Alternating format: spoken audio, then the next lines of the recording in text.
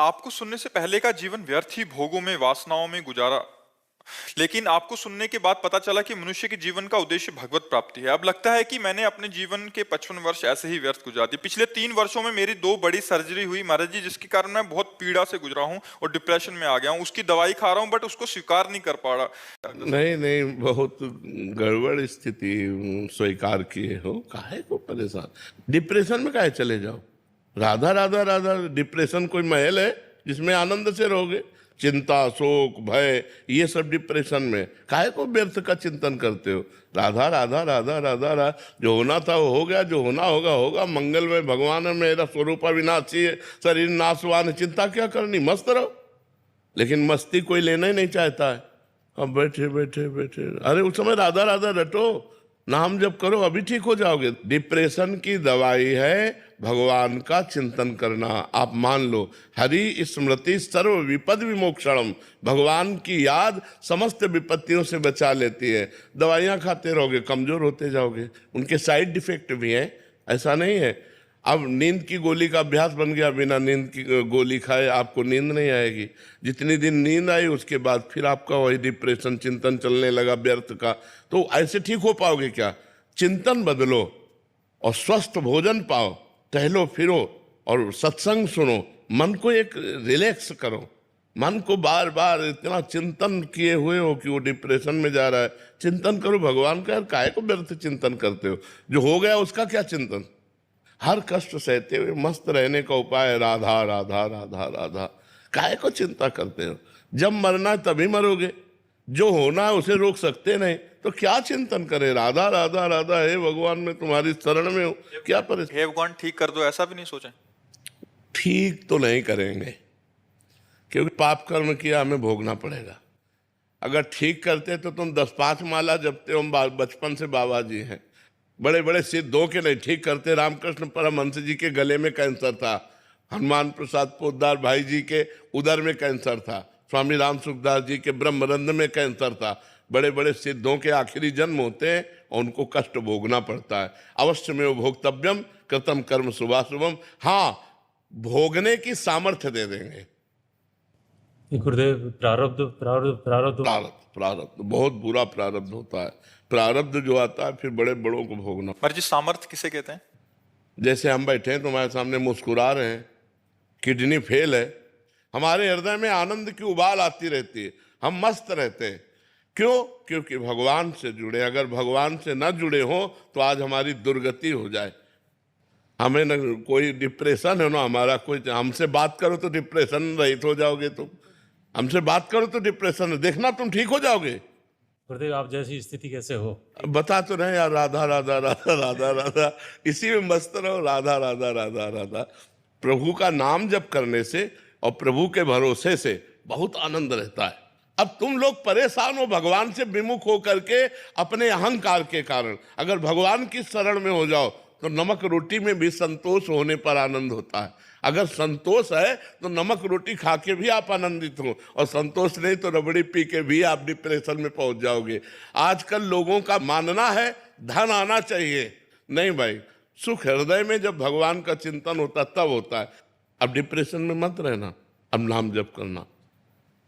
उचित दवाई ले लो और नाम जप करते हो, धीरे धीरे ठीक हो जाओ। गुरुदेव, मृत्यु के भय से कैसे पार। नाम जप से।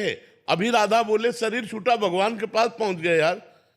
बिल्कुल चिंता मत, खूब मस्त रहो। हम कहते हैं मनुष्य जीवन यार मस्ती के लिए मिला है, लेकिन लोग मस्ती समझते हैं क्लब में, मस्ती समझते हैं शराब में, मस्ती समझते हैं मुर्गा उर्गा में। अरे मस्ती भगवान में है यार। कैसे हम ये आपको बताना चाहते हैं कि मांस में शक्ति नहीं है खाने से, ये गंदे आहार में शक्ति नहीं है। सात्विक आहार खाओ, भजन करो, आध्यात्मिक बनो, बलवान हो जाओगे। सच्ची कहते हैं। आप लोग जीना नहीं जानते हो, अगर जीना सीखो, 4 बजे तड़के उठो, भगवान का नाम स्मरण करो, जल पियो, शौच जाओ, स्नान करो, 2 किलोमीटर दौड़ो, 10-15 मिनट दंड बैठक मारो। अभी देखो शरीर चमकने लगे। अभी पवित्र भोजन पाओ। ये पिज्जा बर्गर खा करके, चाउमीन पाउमीन खा करके थोड़ी कोई स्वस्थ होता है। आजकल की यही सब खा रहे नहीं। रोटी बनाने की आलस्य है तो सैंडविच जो उधर दिए उसमें बस ऐसे ऐसे खान पान, बाजार का खान पान पसंद है, होटल का खान पान पसंद। अरे आधा किलो माठा, 100 ग्राम मक्खन और 4 रोटी, पाव देखो मैंने कैसे होते हो, कैसा शरीर आपका स्वस्थ होता है। अब ये चीजें तो है नहीं, हम तो ये चीजें गांव वाली हैं। गांव में स्वस्थ भोजन, चूल्हे की 4 रोटी, आधा किलो 1 किलो माठा पिए, तगड़े तंदुरुस्त घूम रहे। अब यहाँ सुबह बेड टी चाहिए, सुबह उठते, और सुबह कब होगा पता नहीं, 10 बजे की 11 बजे ये भी नहीं है। सूर्य उदय के समय उठने से हमारे अंदर ऊर्जा शक्ति बढ़ती है, बौद्धिक शक्ति बढ़ती है, हमारी आयु बढ़ती है। जब हम सूर्य उदय में सो रहे हैं, उसे लगभग अब सबका सोना 10-11 बजे तक रहता है। कोई ऐसे बिरले जो सत्संगी जन है, जो थोड़ा संयम में आ रहे हैं, वो भले 4 बजे उठते हो, नहीं 4 बजे कौन उठता, 2 बजे तो सोते हैं, 2 बजे रात्रि तक जगते हैं और फिर सोते हैं, 10-11 बजे उठते हैं। अब 4 बजे उठने वाले, इतने बताओ 4 बजे कौन उठता है? हाँ चलो 2-3-4 हाथ तो उठे यार। 3:30 पौने 4 बजे अपने आप नींद खुल जाए। 1 बजे हम उठ जाते हैं। 1 बजे हाँ, उठना चाहिए और अपनी कमाई करना चाहिए, भगवान नाम की कमाई करना चाहिए, क्योंकि यार मरना है। न रुपया पैसा साथ जाएगा, न परिवार साथ जाएगा, न मकान साथ जाएगा, आपका भजन साथ जाएगा और आप प्रसन्न रहेंगे। अब इसीलिए गरज कर कहते हैं, अपना उदाहरण देते हैं कि यार ऐसी समस्या में भी यदि आनंदित रहा जा सकता है तो केवल भगवान की शरण में रहकर रहा जा सकता है, भगवान नाम जप करके रहा जा सकता है। नहीं, सब परेशान है। तो अगर हमारी बुद्धि शुद्ध हो तो हम स्वयं सुखी रह सकते हैं और दूसरों को सुखी कर सकते हैं। तो बुद्धि कैसे शुद्ध होगी? अच्छे आचरण से। अच्छे आचरण कैसे होंगे? जब हम भगवान का नाम जप करेंगे, जब हम अध्यात्म से जुड़ेंगे, जब हम संतों की बात सुनेंगे, संतों की बात मानेंगे, तभी। नहीं तो फिर कैसे बुद्धि कैसे पवित्र होगी?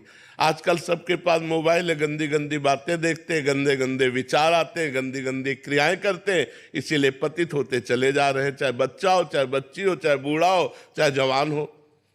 अब कल एकांतिक में के हमारे माता पिता हमारे सामने गंदे आचरण करते हैं, मतलब माँ अन्य पुरुष से और पिता अन्य स्त्री से। अब हमारा क्या कर्तव्य है? अब बोलो, बच्चा जवान प्रश्न ऐसा कर रहा है, अब क्या उत्तर दे? क्या उत्तर दे? कैसे हमारा समाज सुव्यवस्थित रहे? छोटी छोटी बच्चियों के साथ लोग गंदे आचरण कर रहे हैं, पशु की तरह हिंसा कर रहे हैं, बच्चियों की आग में जला दिया। ऐसे ये क्या बुद्धि हो रही है? ये समाज की बुद्धि तभी सुधरेगी जब अध्यात्म जाए, इनकी खोपड़ी में धर्म घुसे, तब उनकी समझ में आएगा। अब तो राक्षस बन रहे, मतलब कैसे ऐसे ऐसे आचरण कर रहे हैं जो सोचकर लगता है कि कैसी दुर्गति की वृत्तियां बढ़ रही हैं। जवान जवान बच्चे, जवान जवान बच्चियां, कोई ब्रह्मचर्य नहीं, कोई धर्म नहीं, मनमानी आचरण कर रहे हैं। इसलिए हमें लगता है अध्यात्म सुनो, धर्म से चलो, अपनी इंद्रियों को कंट्रोल रखो, नाम जप करो, तुम्हें आनंद हो जाएगा।